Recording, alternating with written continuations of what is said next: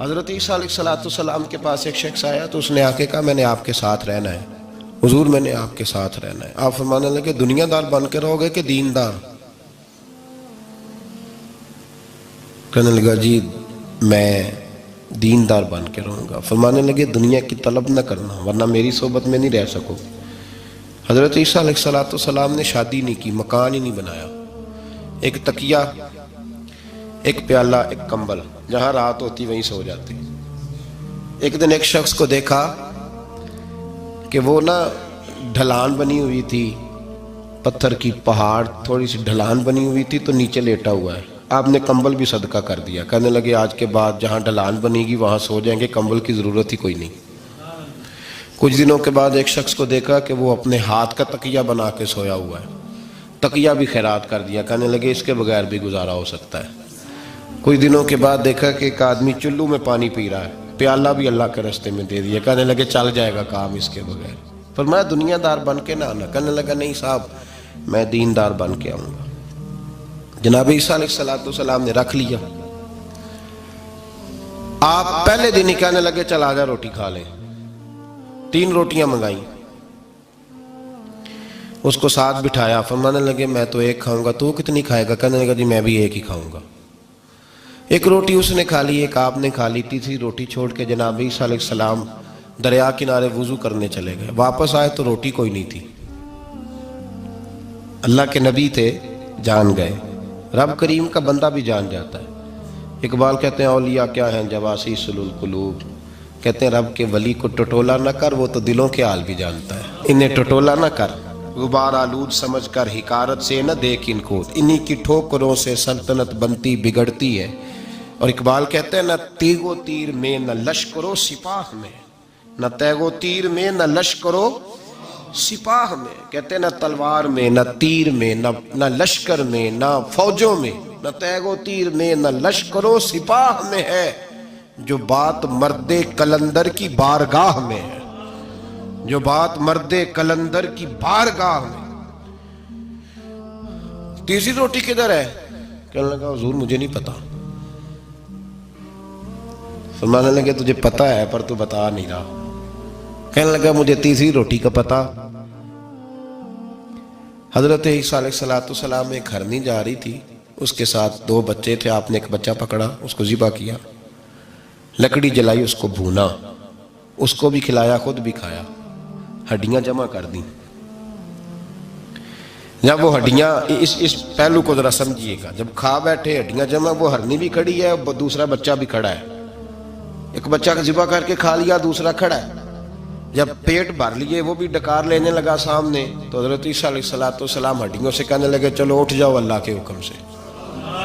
ہرنی کا بچہ پھر سے زندہ ہو گیا، وہ چلا گیا، ماں اس کو ساتھ لے کے روانہ۔ فرمانے لگے دیکھ اللہ نے مجھے معجزہ دیا ہے، ہم نے کھا بھی لیا ہے اور بچہ چلا بھی گیا ہے، ہمارے پیٹ میں ہے بھی، اور اب تو بتا دے روٹی کس نے کھائی ہے؟ کہنے لگا جی مجھے نہیں پتا، نہیں پتا مجھے۔ حضرت عیسیٰ علیہ السلام اس کو ساتھ لے کے بڑھے تو دریا کے اوپر، پانی کے اوپر پیدل چلنے لگے، دریا پار کر گئے۔ فرمانے لگے تو پانی پہ چلتا رہا ہے،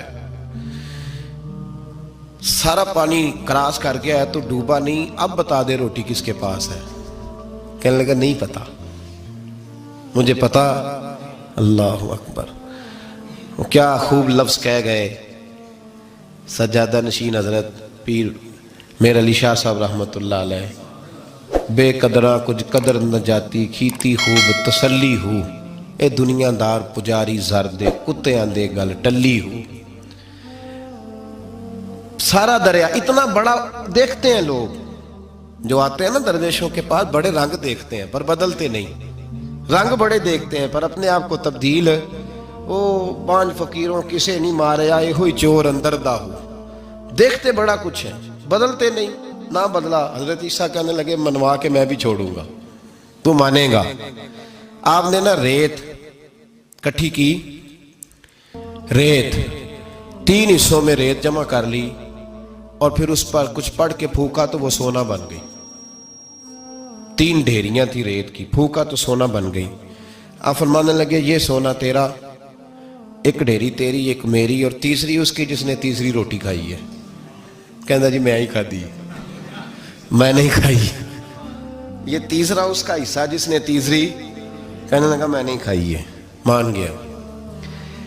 ذرا بات کو سمجھے, پانی پہ پیدل چلا ہے پر مانا دنیا دار ہے نا, مانا نہیں. ہرنی کا بچہ زندہ ہوتا دیکھا ہے پر مانا دنیا قابو آنے لگی ہے تو مان گیا ہے. کہنے لگا جی میں نہیں کھائی ہے.